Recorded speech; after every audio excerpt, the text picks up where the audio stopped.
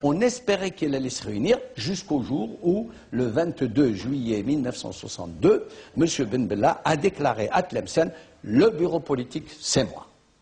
Voilà. Le 22 juillet. 22 juillet 1962. Entre-temps, l'armée des frontières commence à s'avancer. Le 24 juillet, ils sont devant Constantine. Khalfallah Abdelaziz est alors le responsable de la ville de Constantine. Les troupes se sont infiltrées à partir d'Aïmela et sont venues encercler Constantine. Et ils ont, comme ils avaient les renseignements, parce qu'il y avait des éléments à nous aussi, qui étaient dans les frontières. Donc ils connaissaient, ils avaient tous les points de repère, les PC où se trouvaient. Et le PC d'Aouila a été encerclé, tout l'état-major était donc emprisonné, encerclé. Et le PC de la Métaka aussi, qui était sous ma responsabilité. Bon, il y avait aussi d'autres invités du GPA, comme Dr. Bell, étaient encerclés. Beaucoup de gens étaient encerclés dans la nuit. Et c'était fini. La prise de la Constantine s'est faite comme ça. Moi, je n'ai pas été arrêté parce que je n'ai pas passé la nuit là-bas, parce que j'étais trop ciblé. Donc, il y a eu des victimes, ah oui, oui. On a tué le commandant de la caserne, a été abattu. Abattu, oui. Froidement, quoi. Il y a eu 4 ou 5 morts. Certains responsables des maquis de l'intérieur, comme Salah Boubnider, tentent de s'opposer à ce coup de force, à cette avancée de l'armée des frontières. On a fait une réunion ensemble. Les responsables de Wilaya. Des Wilaya, voilà. Alors on a fait une réunion ensemble pendant 3-4 jours. On n'a pas trouvé une solution. Alors j'ai pris une décision, moi, enfin j'ai pris une décision, on a fait une proposition, Anna et Hassan, qu'on a prise. Sinon qu'on a libéré l'Algérie. On va partager le pouvoir en 2. Une partie qui va s'occuper de la haleine et de l'Assemblée, de l'organiser, et de la paix. Et une partie qui va s'occuper du FLN et de la population aussi, pour les organiser, en attendant d'arriver voilà, au Congrès. Alors on a proposé la proposition, ça a été accepté par tout le monde. Entre le groupe Ben Bella Boumdienne et les wilayas, Youssef Ratib, le chef de la wilaya 4, tient à rester neutre. Là, je vais parler d'une chose importante, parce que les gens ne se connaissent pas. Toujours dans le cadre de la neutralité, à l'époque, Ben Bella et Khidr étaient à Rabat. Ils ne sont pas encore entrés. Nous sommes toujours le 16 juillet, là, peu après là. Donc, de ma propre initiative, j'ai pris, en accord avec le colonel Mohamed Halla III, on a pris un avion de l'exécutif, on a été rendre visite aux 2 responsables à Rabat pour essayer justement d'arranger les choses, en disant que, attention, les gens sont armés, on risque la guerre civile, on n'est pas encore concernés, nous, on est neutre. On risque la guerre civile, là, c'est malheureux à dire, mais on a entendu des choses qui font peur, c'est-à-dire que la déclaration a été la suivante, c'est que nous prendrons le pouvoir, quel que soit le prix, quel qu'en soit le prix. Je l'ai entendu de mes propres oreilles. Le pouvoir à tout prix. Ahmed Ben Bella pénètre dans Alger le 3 août, pratiquement sans opposition sérieuse. Le GPRA se disloque. À partir du moment où c'est la force qui a primé, et il est là, il y a un bureau politique, on va le voir. Et on lui dit, bon, mais qu'est-ce que tu veux faire? La première des choses, il dit, remettez l'argent qui reste à un tel. On dit, très bien, cet argent n'est pas le nôtre. Hein. C'est les restes, c'était les cotisations, je crois, des 2 ou 3 derniers mois de la fédération, qui n'avaient pas eu le temps d'être transmises par la voie normale. Monsieur Ben Bella désigne quelqu'un qui part avec Omar Boudaoud en Suisse et il lui fait la passation des comptes, etc. Il obtient le quitus et puis nous ne sommes plus rien. C'est fini.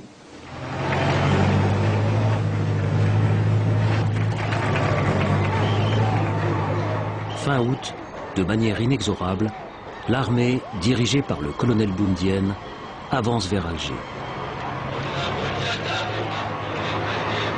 Parallèlement à cela, les services de renseignement, qui étaient ce qu'on appelle la base d'Idouche, où il y avait des centaines d'universitaires qui travaillaient dans les laboratoires de la police politique, tous les agents de Boussouf sont rentrés par le désert sur Alger, de connivence avec l'armée. Donc c'est cet instrument, disons, politique dont disposait l'armée qui, en définitive, a facilité la prise d'Alger. Moi, je ne vous cache pas que, personnellement, moi, j'étais partagé. Il y avait tous les effets de cette politisation que nous avons eue du temps où nous étions sur la frontière, parce qu'il y avait des idées, il y avait une vision d'Algérie, on avançait déjà l'idée de la révolution populaire, les grandes transformations. Nous allions œuvrer pour transformer, pour changer radicalement la situation de la vie des paysans, des pauvres. C'est comme ça que nous concevions le socialisme. Donc, changer les choses, travailler pour les petites gens, essayer de payer une dette vis-à-vis des paysans qui nous ont hébergés, qui nous ont guidés. Ça, c'était... je pensais à ça, mais je pensais aussi à autre chose. Je me suis dit, moi, l'Algérie est indépendante, j'ai arrêté mes études. J'aimerais bien poursuivre mes études et j'aurais voulu, bien entendu, poursuivre mes études, mais le hasard en a décidé autrement. En l'absence d'un pouvoir politique stable, l'affrontement se dessine aux portes d'Alger entre anciens compagnons d'armes. Nous sommes dans une position défensive.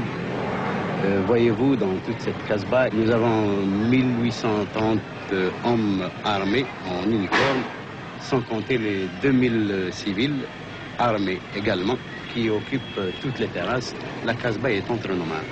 Donc, on peut déclencher un mouvement et occuper Alger.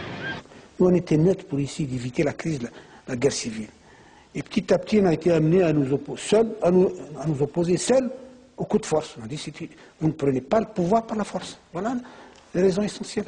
Ce sont des jours qu'on aimerait bien oublier, parce que si nous imaginions que nous allions tous rentrer à Alger, la main dans la main, avec un même cœur, et malheureusement, la politique a ses secrets.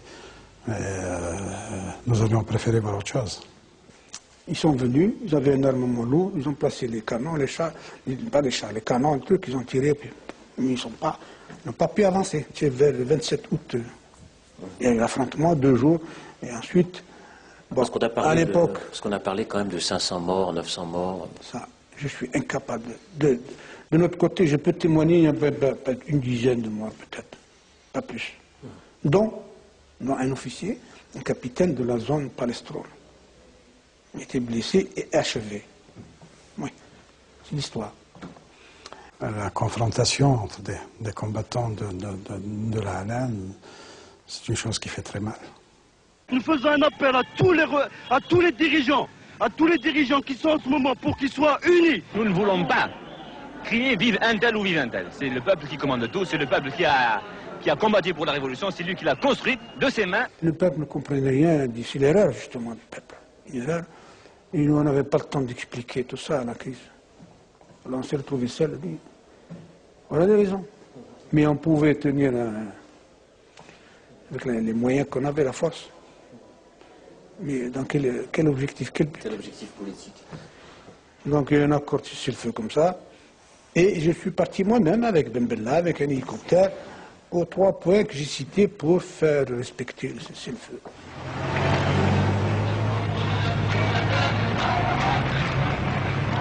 C'est fini.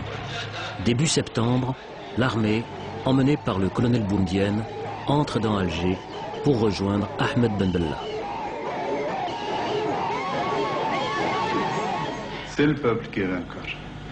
C'est ce que j'ai dit tout à l'heure, c'est le peuple qui a imposé la présence du bureau politique ici. Cela peut paraître paradoxal. Nous n'avons jamais eu une tête, une direction politique. La révolution algérienne a souffert constamment d'une méningite cérébrale, si l'on pourrait dire. C'est la première fois qu'il y a une autorité politique. Je pense que ce n'est pas l'autorité politique définitive, mais sans lettre. Dernier acte de cet été 62. Fin septembre, une assemblée élue se réunit, présidée par le vieux leader nationaliste, Ferhat Abbas, pour établir la constitution du nouvel État. J'ai le privilège et l'honneur de présider en ce jour historique à l'ouverture des travaux de la première Assemblée nationale algérienne souveraine. J'ai été désigné au niveau de l'Assemblée comme membre de la sous-commission chargée de rédiger l'avant-projet de constitution. Nous nous sommes réunis pendant des semaines et des semaines. On nous demandait d'attendre.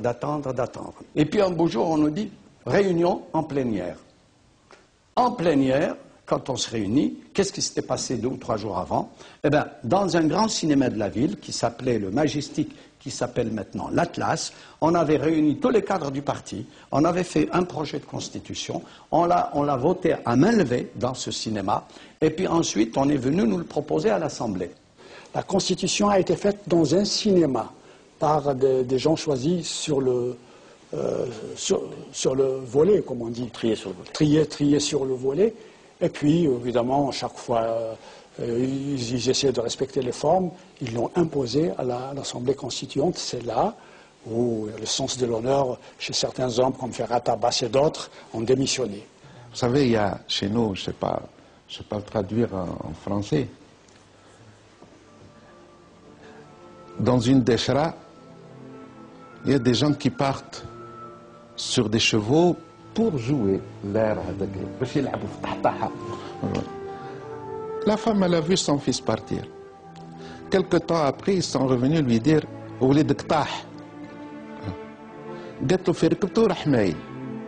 c'est-à-dire, à son départ, il est parti déjà. L'indépendance était mal partie. C'était la révolution a changé d'orientation. Et puis après 40 ans, on vit encore de la crise de 62. Et voilà, enfin.